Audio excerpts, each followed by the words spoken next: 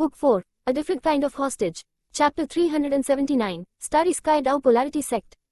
Beyond the middle reaches was the true eastern heaven-span river, vast and majestic, so grand that it wasn't possible to see the end of it. It was an area so large that the entire middle reaches cultivation world couldn't even compare to it. If you followed it along far enough, it reached the place where the river flowed out from the sea. In that location was a waterfall so large and boundless that it virtually defied description.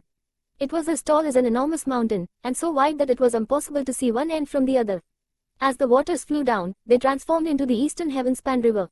One could only imagine what existed at the top of that waterfall, the heaven-span sea.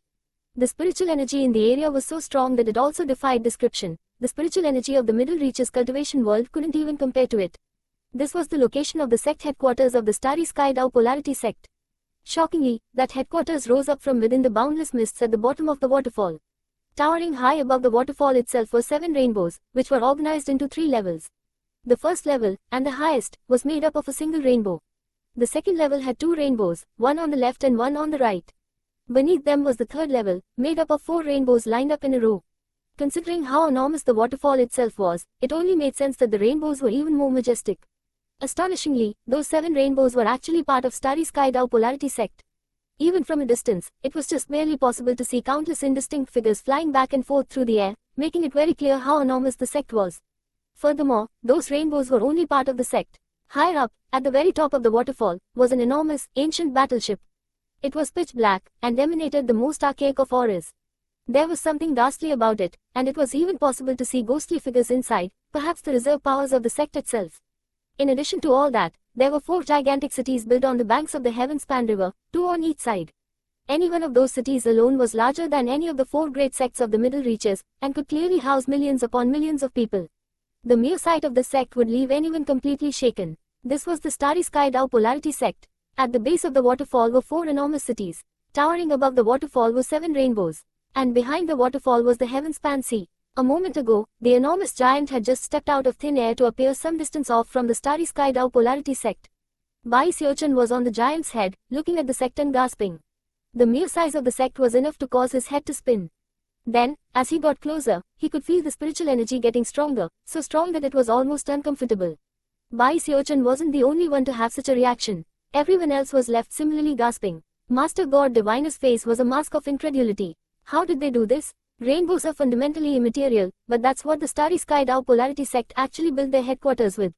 You're right, Chen Minyao said, keeping her voice low. Rainbows are immaterial. However, experts in the demigod realm can take that which is immaterial and make it eternal. Furthermore, the 7 rainbows are strictly separated by a ranking system.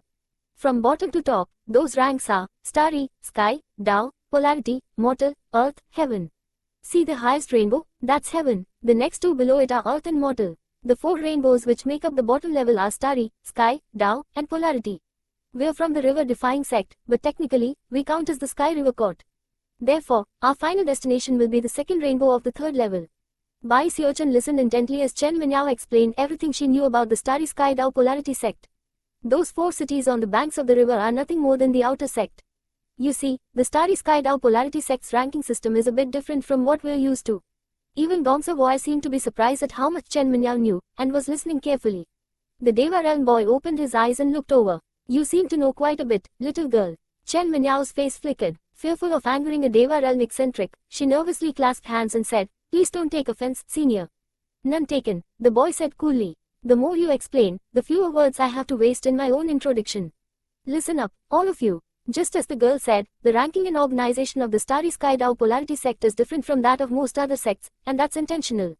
Most sects have an outer sect, an inner sect, a conclave, and a legacy echelon, or some variation thereof. But not the Starry Sky Dao Polarity Sect. We are organized by color. Red, orange, yellow, green, cyan, blue, violet. Those 7 colors are how we organize our sect.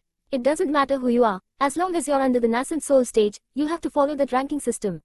Everyone starts out as a red-robed disciple, and rises in the ranks, not based on cultivation base level, but based on how many merit points you accumulate. The more merit points you get, the higher your rank. Newcomers do not even qualify to step onto the rainbows. Only becoming yellow-robed disciples gives you that right, the right to ascend from ground to the rainbows.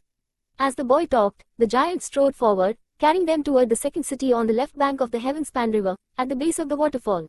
Very well, this city is where you will start out. As for where you end up later, that will depend on your own personal good fortune.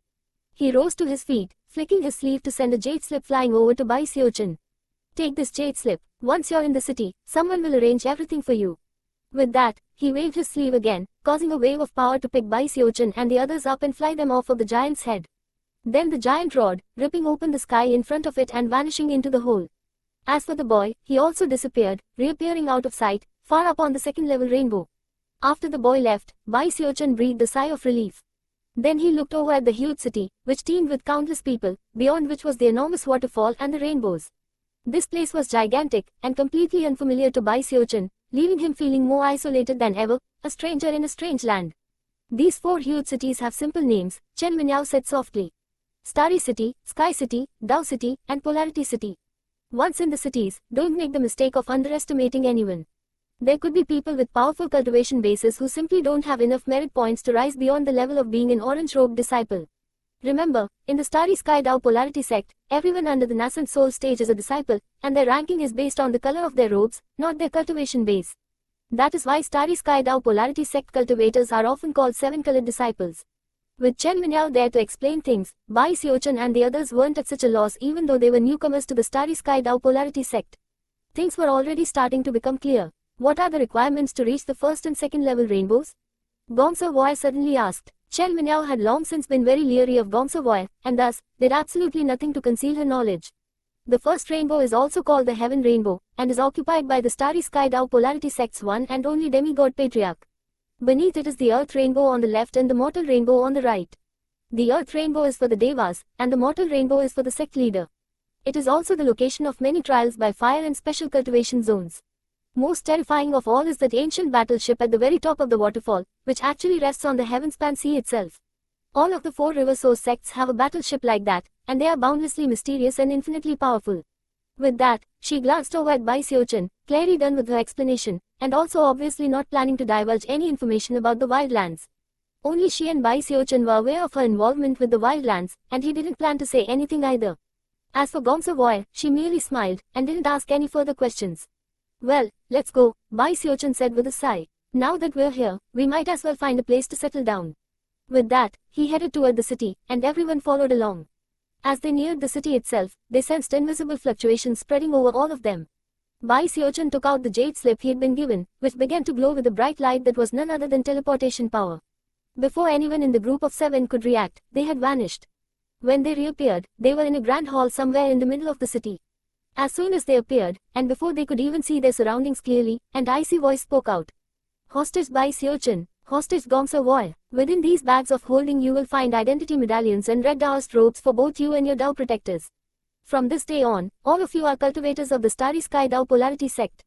2 bags of holding appeared out of thin air and flew toward Bai Xiaochun and Gong Savoy. Before they had a chance to even open them, streams of power wrapped them up and threw them out of the hall. Moments later, they were out on the street. No one even spared them a second glance. Apparently, they were used to people appearing like this. Bai Xiaochun looked around blankly. Zhu Bokai and Big Fatty Zhang were a bit pale-faced from the teleportation. Song Ke and Master God Diviner seemed to have handled it a bit better, and Chen Minyao didn't appear to be affected at all. However, the cold reception from the Starry Sky Dao Polarity sect was something none of them were used to.